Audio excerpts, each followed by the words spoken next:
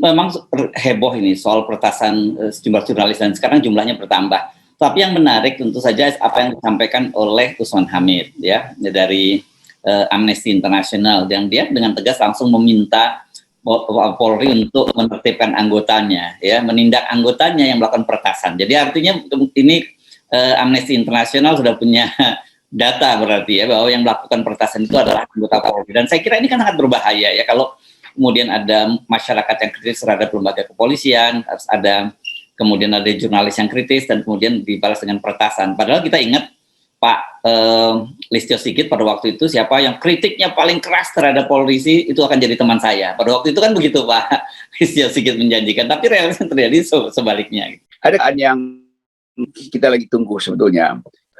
Kasus Sambo ini mau sampai di mana kira-kira. Jadi sebetulnya selama kasus ini dijadikan alat untuk negosiasi di kalangan petinggi Polri sendiri, maka yang akan terjadi adalah fight back dari kelompok antar kelompok di situ.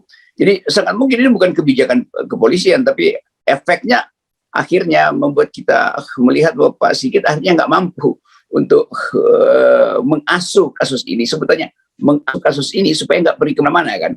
Jadi tanda-tanda bahwa ada fight back itu menunjukkan bahwa sebagai Kapolri gagal atau tidak sempurna memelihara suasana menjelang pemilu nanti. Itu berbahayanya.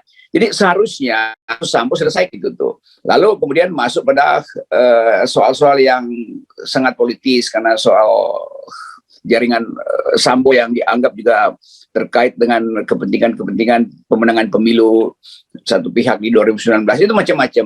Jadi sangat mungkin ada kecemasan terbaca dari awal bahwa kepolisian itu tahu arahnya bakal terlalu berat.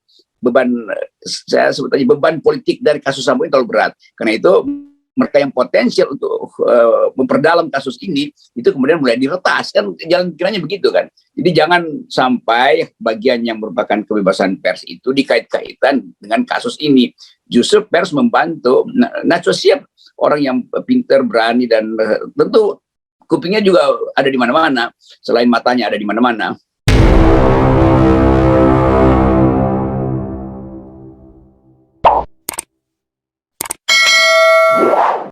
Halo, apa kabar Anda semua? Ketemu di hari Rabu. Ini hari Rabu, saya sering lupa tanggal ya. Ini kalau nggak salah ini tanggal 29 September. Kita jadi 88. Oh, 28. Nah, kan salah kan? Saya sering salah hari. Kebiasaan lama sebagai wartawan nggak pernah memperhatikan tanggal merah, tanggalnya sama semua pokoknya on terus gitu ya. Tinggal berapa hari lagi nih G30 SPKI, dan seperti biasa situasinya kalau menjelang G30 SPKI menghangat gitu, dan beberapa stasiun televisi ini menariknya sudah juga mulai memutar film itu ya, film G30 SPKI yang sudah sempat tidak boleh tayang tuh Bung Rocky. Ya selalu setiap September kita dak-dikduk karena ingat kembali beberapa peristiwa di masa lalu yang sebetulnya adalah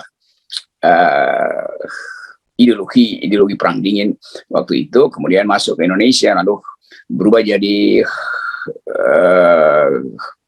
ya suatu peristiwa yang kemudian dicatat sejarah sebagai pelan manusia itu. Nah, sekarang kita ikuti lagi ritme yang sama, bahwa upaya untuk hak asasi manusia oleh beberapa hal, termasuk kegagalan pemerintah Jokowi untuk meneliti ulang dan memutuskan status dari peristiwa besar yang berhubungan dengan pelanggaran HAM itu 65, lalu macam-macam sampai soal reformasi. Tapi khusus tentang 65 selalu kita mesti lihat bahwa itu peristiwa yang faktor internasional dan upaya memulihkan keretakan bangsa itu juga makin lama makin jauh, karena yang terjadi adalah ketidakadilan sosial berlanjut. Kemudian stigma Islamofobi juga masih ada dan bahkan menguat di wilayah-wilayah tertentu. Itu mengingatkan orang bahwa kerjaan semacam ini adalah kerjaan komunis.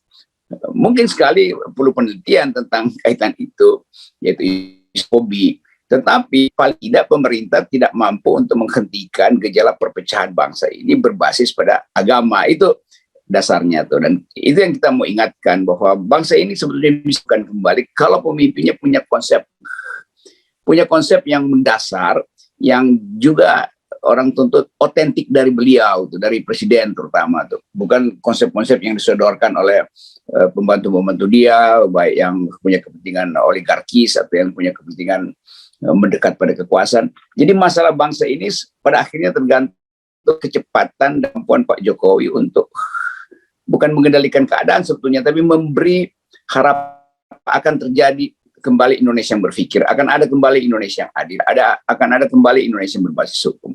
Nah itu yang nggak ada tuh. Dan kita mulai ragu apakah pemimpin yang akan menggantikan Pak Jokowi bisa mengatasi masalah ini. Kalau masalah ekonomi udah pasti berat gitu, tapi masalah perpecahan bangsa ini, mungkin ekonomi bisa pulih satu waktu nanti negara-negara Barat menganggap oke, kita bantu Indonesia deh karena Pak Jokowi presiden tuh. Tetapi soal sosial politik, terutama yang bersifat ideologis itu nggak bisa dipulihkan dengan bantuan Barat. Itu hanya boleh kita kerjakan sendiri sebagai bangsa. Nah itu yang nggak ada pada Pak Jokowi. Pengetahuan beliau tentang demokrasi itu minim sekali. Di mana-mana demokrasi, kebebasan, tapi indeks kita itu tidak membaik. Indeks demokrasi kita tidak membaik. Ya, ya.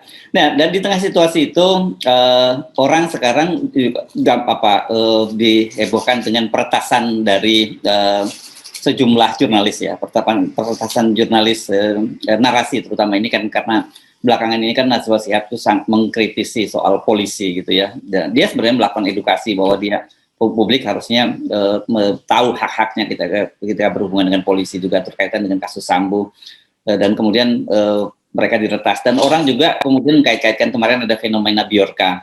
Kemana nih Bjorka kok ngilang? Kemudian karena bersamaan dengan itu DPR menyetujui penambahan anggaran dari BSSN dan orang selalu curiga dengan masalah-masalah semacam itu. Ini memang sengaja dimainkan gitu. Itu berminggu-minggu kita bahas soal Bjorka dan kita bilang ya Bjorka itu bukan orang, Bjorka itu institusi kan kita udah bahas dan orang menduga ya kalau dia institusi artinya dia resmi disodorkan untuk mengalihkan opini publik. Tapi ketika betul tadi di mana anggaran bidang security, lalu ketemulah asumsi kita dengan politik itu bahwa DPR akhirnya secara resmi menaikkan anggaran sama seperti jeruk mas jeruk kan akhirnya kan soal. Jadi Bjorka itu mengupas diri dan semua orang merasa ya memang ini negeri lagi dalam ketegangan tuh. Mungkin bagian-bagian tertentu dari sistem intelijen kita itu merasa anggaran masih kurang. Oleh karena itu tambah lagi itu. Tapi bahkan serta anggaran berlebih, ketegangan sosial nggak berhenti juga kan. Kan mestinya anggaran intelijen itu diam-diam dipakai juga untuk menimbulkan kesetaraan sosial, kesejahteraan ideologi itu nggak jalan. Jadi bahayanya anggaran yang berlebih justru nggak bisa dikontrol oleh publik kan. Kalau wilayah intelijen itu nggak bisa dikontrol oleh publik, wah itu bahaya betul. Dan kita nggak tahu apa yang dikerjakan oleh intelijen. Tiba-tiba mungkin udah ada di sekitar kita, lalu data diserap atau upaya untuk menekan dan proyek penekanan itu kemudian pertama-tama tentu akan diarahkan pada para jurnalis kritis. Nah, Najwa Shihab pasti sangat kritis tentang kepolisian dan memang berhak kita tahu kenapa lamban betul. Apa betul ada sesi baru di wilayah kriminal itu? Apa benar bahwa pada akhirnya Presiden Jokowi juga cuma bisa meminta dipercepat begitu tahu bahwa percepatan itu bisa juga merembet ke istana lalu berhenti itu sinyal-sinyal itu bahayanya tuh. Nah ini kan memang heboh ini soal peretasan sejumlah jurnalis dan sekarang jumlahnya bertambah. Tapi yang menarik tentu saja apa yang disampaikan oleh Usman Hamid ya dari Amnesty International yang dia dengan tegas langsung meminta Polri untuk menertibkan anggotanya, ya, menindak anggotanya yang melakukan peretasan. Jadi artinya ini Amnesty International sudah punya data berarti ya bahwa yang melakukan peretasan itu adalah anggota Polri. Dan saya kira ini kan sangat berbahaya ya kalau kemudian ada masyarakat yang kritis terhadap lembaga kepolisian, kemudian ada jurnalis yang kritis dan kemudian dibalas dengan peretasan. Padahal kita ingat Pak Listio Sigit pada waktu itu siapa yang kritiknya paling keras terhadap polisi itu akan jadi teman saya. Pada waktu itu kan begitu Pak Listio Sigit menjanjikan, tapi realisnya terjadi sebaliknya. Ada yang kita lagi tunggu sebetulnya. Kasus Sambo ini mau sampai di mana kira-kira. Jadi sebetulnya selama kasus ini dijadikan alat untuk negosiasi di kalangan petinggi Polri sendiri, maka yang akan terjadi adalah fight back dari kelompok antar kelompok di situ. Jadi sangat mungkin ini bukan kebijakan kepolisian, tapi efeknya akhirnya membuat kita melihat bahwa Pak Sigit akhirnya nggak mampu untuk mengasuh kasus ini, sebetulnya mengasuh kasus ini supaya nggak pergi kemana-mana kan. Jadi tanda-tanda bahwa ada fight back itu menunjukkan bahwa sebagai Kapolri gagal atau tidak sempurna memelihara suasana menjelang pemilu nanti, itu berbahayanya. Jadi seharusnya Sambo selesai gitu tuh. Lalu kemudian masuk pada soal-soal yang sangat politis, karena soal jaringan Sambo yang dianggap juga terkait dengan kepentingan pemenangan pemilu satu pihak di 2019 itu macam-macam. Jadi sangat mungkin ada kecemasan terbaca dari awal bahwa kepolisian itu tahu arahnya bakal terlalu berat. Saya sebutnya beban politik dari kasus Sambo ini terlalu berat. Karena itu mereka yang potensial untuk memperdalam kasus ini itu kemudian mulai diretas, kan jalan pikirannya begitu kan. Jadi jangan sampai bagian yang merupakan kebebasan pers itu dikait-kaitan dengan kasus ini. Justru pers membantu. Najwa Shihab orang yang pintar, berani, dan tentu kupingnya juga ada di mana-mana, selain matanya ada di mana-mana. Ya, mata Najwa pasti ada di mana-mana. Nah, ini kan jadi sangat serius ya kalau kita jangan sampai mata Najwa itu, ya jangan sampai mata Najwa dimata-matai oleh, nggak boleh, itu tidak etis. ini serius karena ini bisa terjadi pada siapa saja gitu.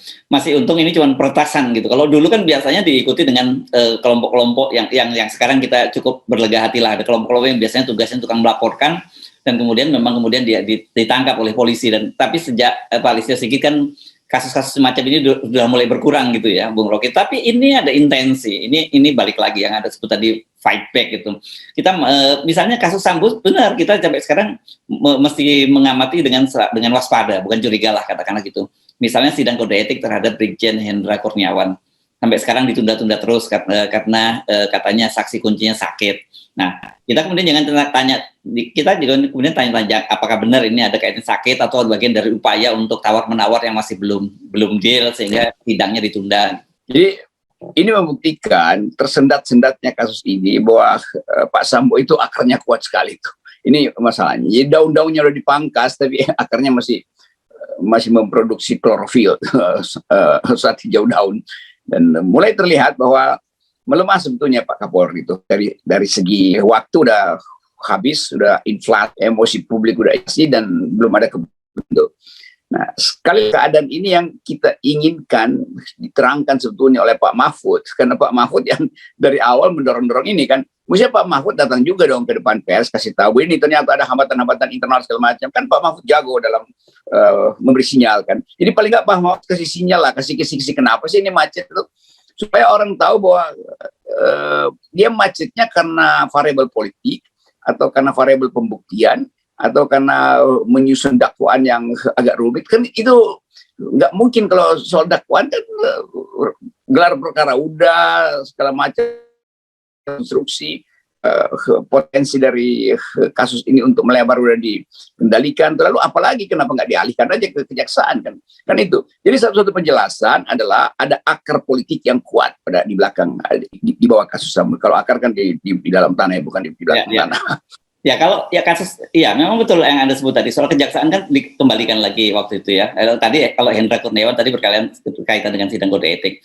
Kasus berkasnya Sambo ini kan sempat dikembalikan oleh kejaksaan, dan kenapa kan perlu dilengkapi, dan orang mengawasi dengan cermat pada waktu itu banyak, bukan hanya orang biasa, ada seorang mantan hakim agung Gayus Lumbun misalnya mengingatkan, bahkan sampai ketua Komnas HAM juga mengingatkan bahwa potensi dari Sambo itu untuk lepas, untuk bebas atau setidaknya hukumannya ringan itu sangat besar. Kenapa? Karena konstruksi hukumnya itu lemah gitu ya. Sementara padahal hakim itu selalu punya kalau dia lebih baik melepaskan 1.000 orang yang bersalah daripada menghukum 1 orang bersalah, dan itu bisa jadi justifikasi gitu.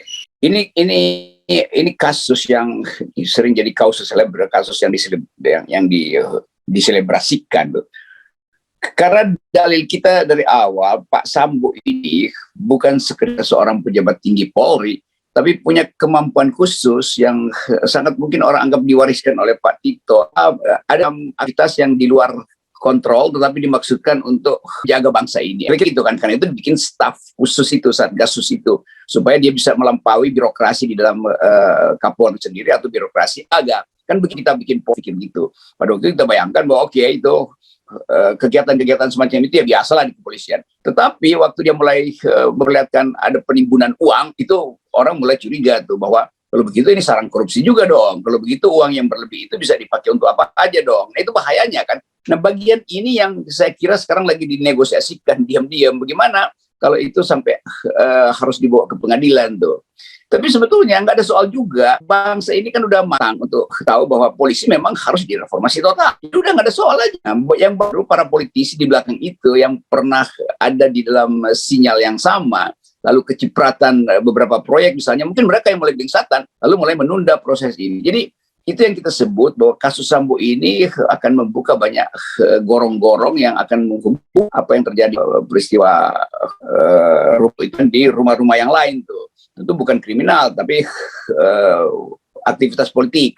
Jadi kira-kira itu soalnya. Kalau kita bayangkan, kalau kita lihat dari atas misalnya pakai drone, itu jalan ke arah Sambo itu bukan sekedar jalan di sekitar apa namanya daerah Duren 3, ke arah Menteng, bisa ke arah Kebayoran, bahkan bisa ke arah Solo, Surabaya tuh. Maksudnya ke Surabaya lewat Solo. Iya.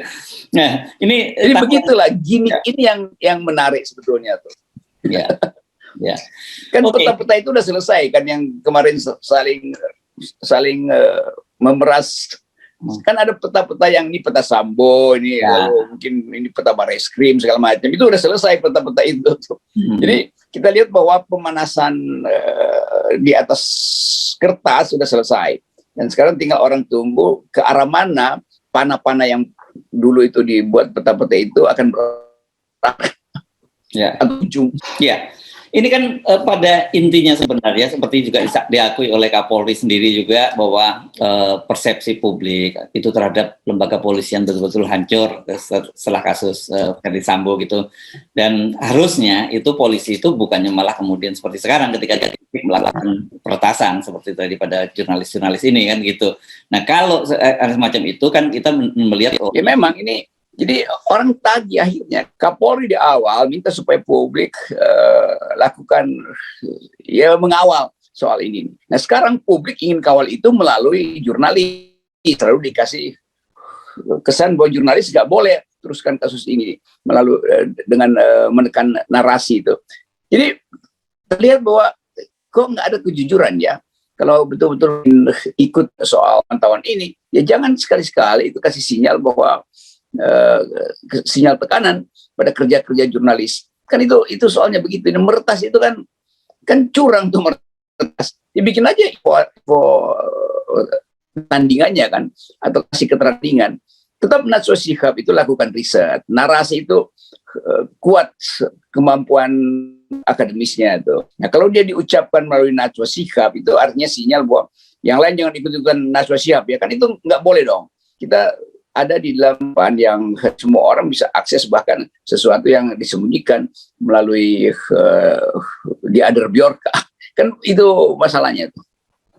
Nah, tetapi satu hal yang kita masih gembira, kita melihat ternyata civil society, kita sebutnya begitu saja lah, yang terrepresentasikan dari netizen itu mayoritas membela gitu ya. Meskipun kita tahu kemarin sempat rupanya buzzernya udah berubah nih sekarang, Bung Rocky ya. Yang kan Najwa pertama diserang oleh selebriti dan kemudian diserang oleh sekelompok orang yang menyebutkan sahabat polisi, dan kemudian ternyata ketahuan bahwa polisi ini ya istri-istrinya polisi itu juga gitu yang menyerang, dan publik kemudian melalui netizen itu rame-rame membela. Jadi kita masih berlegah hati meskipun ada situasi fight back di kepolisian, tapi di satu sisi kita masih melihat bahwa civil society yang tercermin dari netizen tadi masih tetap menjaga akal sehatnya. Saya kira netizen udah paham semua konstelasi kasus Sambo ini, bahkan derivat-derivatnya, turunan-turunan dari kasus itu, sampai seberapa jauh Sambo mengalir atau efek Sambo ini mengalir ke wilayah saya yang tidak pernah kita duga dulu. Dan mata Najwa ngikuti itu dengan ketajaman mata presenternya, mata otaknya saya tuh. Lalu orang mulai menganggap kalau begitu cederai dulu Najwa Shihab dengan diserbu, dibully, di macam-macam soal di situ tuh. Kemampuan ini Najwa nggak mampu lagi argumen. Lalu mulai cari-cari kesalahan pribadi Najwa. Itu kan opini publik itu berpihak pada Najwa Shihab, seperti channel-channel lain yang kritis, pasti orang akan cari berita di situ tuh. Jadi soal kita adalah kalau ada keseimbangan berita, yang nggak akan ada ketajaman Najwa, tapi justru karena ketiadaan sumber berita, Najwa menjadi sangat tajam kan. Kontrasnya selalu begitu tuh. Di mana kemungkinan orang berbohong, di situ akan timbul orang-orang jujur, kira-kira ya itu. Intinya begitu aja. Oke, jadi tetap semangat ya, tetap terus kawal kasus ini ya. Saya kira jangan gampang-gampang menyerah kalau kemudian diretas sekarang, karena banyak sekali platform ya. Di zaman sekarang kita diretas di satu platform, kita bisa menggunakan platform yang lain untuk melakukan itu beruntungnya dalam situasi yang seperti sekarang ini, Bung Rocky ya. Ya itu yang sering nggak dipahami, bahwa info bisa kita sadap dari manapun juga sebetulnya, dan bisa kita olah dengan kemampuan berpikir kita. Itu pentingnya. Pemerintah mulai menghormatilah kegiatan jurnalisme sebagai kegiatan intelektual. Ya, kampus-kampus itu sekarang channel-channel yang mahasiswa kritik untuk melihat keadaan dan mengikuti analisis itu. Dan FNN selalu kebanjiran pertanyaan tentang apalagi yang harusnya kita bongkar tuh gitu. Oke. Itu rektornya sekarang Subno Arif. Jadi hati-hati, rektornya akan diretas juga tuh. Oke, Bung Rocky, cuman kita masih menunjukkan bahwa ini merupakan satu bentuk dukungan sikap kita bahwa kita tidak takut ya, media tidak takut untuk menyuarakan kebenaran gitu, dan yeah. kita akan terus bersuara kritis meskipun ada upaya. Yang ditakuti ya, apa itu yang ditakuti? Ya, jadi seluruh sejarah sedang mengarah pada percepatan perubahan. Jadi tanda-tanda percepat perubahan terbaca ketika ada tanda-tanda untuk mencegah orang-orang. Itu aja simbolnya. Yes. Oke, terima kasih Bung Rocky, tetap 0%. 0% ada kejujuran. Yes.